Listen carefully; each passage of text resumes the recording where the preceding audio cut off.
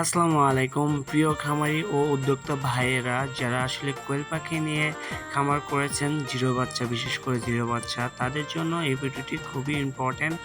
Zero বাচ্চা পালন করা খুবই খুবই খুবই কঠিন, যেটা যারা জিরো বাচ্চা পালন করেছে তারাই বুঝতে পারেন।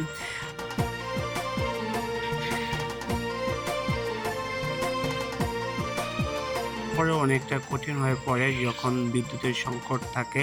তখন দেখা যায় যে অধিকাংশ বাচ্চা একজন আরেকজনের উপরে চাপ দিয়ে না খেয়ে মারা যায়।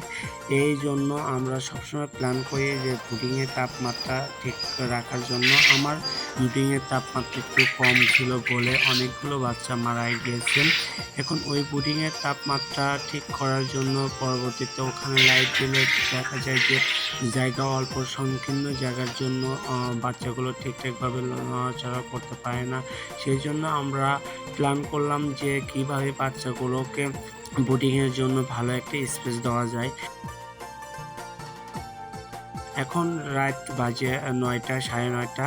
অনেক কষ্ট করে বোর্ডিংয়ের কাজ করি আমরা। সাধারণত এই কাজগুলো করে আপনাদের ভালো লাগার জন্য, প্লাস আমরা আমাদের ব্যবসাটা সর্বোচ্চ চেষ্টা করি যেন আপনাদের ভালো একটা জিনিস উপহার দিতে, ভালো একটা পাখি উপহার দিতে।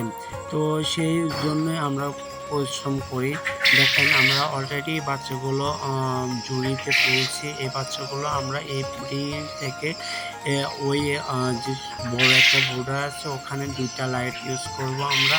ওই বোর্ডারে আমরা দিয়ে দেব। ওখানে 100 ওয়াটের একটা বাল্ব আছে আর একটা 60 ওয়াটের বাল্ব দেবো। বাচ্চাগুলোর বয়স অলরেডি 4 দিন বয়স।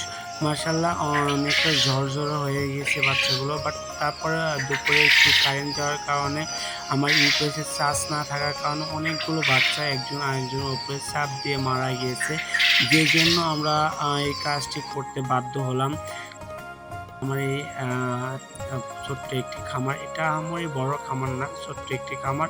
আমার প্ল্যান আছে এই খামারটা একসময় অনেক বড় করব। শুধু প্রয়োজন আপনাদের দয়া এবং ভালোবাসা। আশা করি আপনারা আমার পাশে থাকবেন। পাশে থাকবেন না কেন? আমরা পরিশ্রম করি আপনাদের জন্য ভাইয়া। কারণ আপনারা যদি আমাদের কাছ থেকে ভালো একটা বাচ্চা পান, সেক্ষেত্রে আপনারা পরবর্তীতে আশা করবেন যে ভাইয়ের কাছ থেকে বাচ্চাগুলো সংগ্রহ করতে।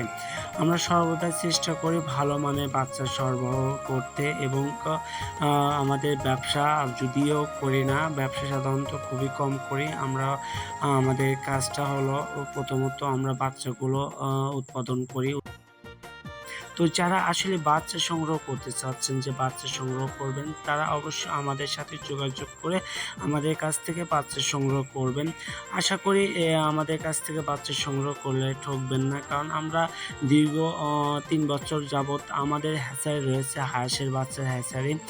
ওইটা আমরা সাধারণত বাচ্চা ওঠার সাথে সাথে বিক্রি করে দিই। এখানে আমাদের এলাকায় পাইকারি রেটে বিক্রি করে দিই। আমরা চেষ্টা করি বাচ্চা ওঠার সাথে সাথে বাচ্চাগুলো বিক্রি করার জন্য। আর কোয়েল পাখি এইগুলো আমার শখের একটি খামার, এটা আমি শখ করে পালন করে থাকি। আর বিশেষ করে এই কোয়েল পাখির সাথে আমার একটু আনন্দ জড়িত থাকে, যে কারণে কোয়েল পাখিগুলোকে দেখলে আমার খুবই ভালো লাগে। যে কারণে আমি কোয়েল পাখিগুলো জিরো বাচ্চাতে খুবই কম বিক্রি করি। যারা নতুন করে শুরু করতে চাচ্ছেন তাদের কাছে তো আমি জিরো বাচ্চা বিক্রি করিই না, মোটেও বিক্রি করি না, কারণ তারা বুঝবে না। যদি তারা নেয় সেক্ষেত্রে আমি বলবো কম পরিমাণ নিতে, হয়তো বা 50 পিস বা 100 পিস, 100 পিসের উপরে না নয় বেটার। আর যারা ব্রুডিং বিষয়ে ধারণা রাখে যে ব্রুডিং কীভাবে করতে হয়, কোথায় থেকে কীভাবে ব্রুডিং করলে ভালো রেজাল্ট পাওয়া যায়, সেই ক্ষেত্রে তাদের বলবো যে আপনারা চাইলে বেশি করে ব্রুডিং করে বাচ্চাগুলো পরবর্তীতে বিক্রি করে দিতে পারবেন। আর যারা আমাদের কাছ থেকে বাচ্চা সংগ্রহ করবেন তাদের জন্য ভালো একটি সুবিধা, সেটা হলো কি, আমরা সাধারণত ডিম সারা বাংলাদেশ থেকে কিনে থাকি, এবং ওই ডিমগুলো আমরা সারা বাংলাদেশেও বিক্রি করে থাকি। তো সবাই ভালো থাকবেন, সুস্থ থাকবেন, আর আমাদের খামার এবং হ্যাচারির জন্য দোয়া করবেন। সবার মঙ্গল কামনা করে বিদায় নিচ্ছি। সবাই ভালো থাকবেন। আসসালামু আলাইকুম ওয়া রাহমাতুল্লাহি ওয়া বারাকাতুহু।